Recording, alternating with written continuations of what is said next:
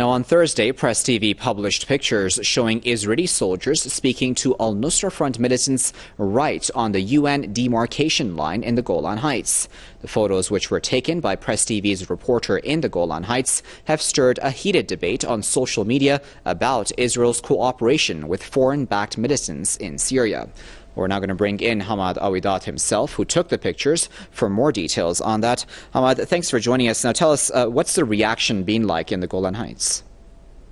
So the reaction here for these pictures, it's not new, but because people here and the locals, they know about this cooperation between the Israeli army and the Al-Nusra fighters on the other side of the ceasefire line.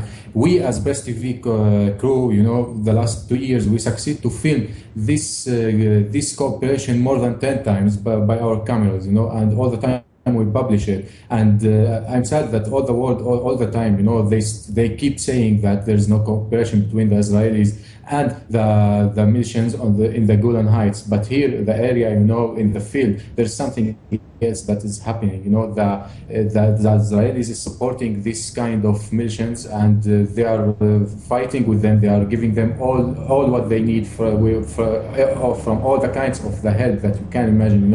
And here, this picture that we published yesterday, I know, and I noticed that also after Press TV published it, all the social media talk about it and the TVs, and for them it was a surprise that they are talking face to face. I think there is more than this, and I know, and we film here that there is more than this. They were not talking also just about talking face to face. They are supporting. They have the same goals. This kind of militias, this kind of terrorists, that they are Al-Qaeda really here in the Golan Heights. They are doing the goals of the Israelis against the Syria and the regime of Bashar Assad, and they are doing the goals of the Israelis against Hezbollah and against the resistance, in the other side of the border. So they are the tools of Israel, and they are doing here all what you can think about damaging and killing people and bombing, and all the world is, they are not talking. They just, they close this title, and they don't want to talk about it. Right, and Hamad, of course, as you rightfully said, Press TV and of course your team especially has been covering this story for us for a while now. Tell us about what the reaction's been like for you, yourself, and your team.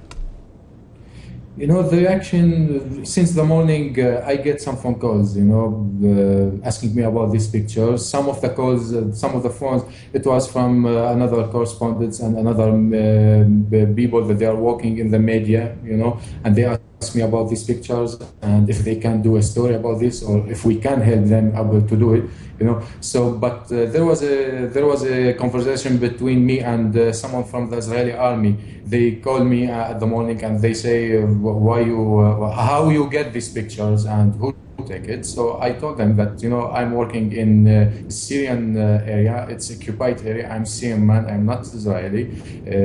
As you are the Israelis trying to publish. We are Syrians here, in the Golan Heights, and we have the rights to do our job, through our cameras, and to publish and to say the truth for all the world what's going on in our homeland, Syria.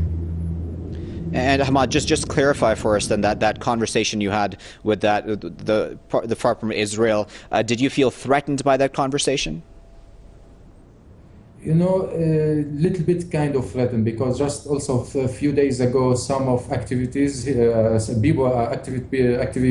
activity people here in the Golan Heights have been catched by the Israeli police, and now they are in the jail just because they published some pictures and some says against the occupation on their Facebook pages, and until now we have 3 guys that they are in the jail. They have almost 10 days yet, and I think this kind of work and this kind of publishing start to threat the Israelis, not us, because we are not feeling threatened. We are saying the truth, but they are the people who have something to afraid to say to the world, and they have something to hide, and they don't want anyone to talk about it or to cover it.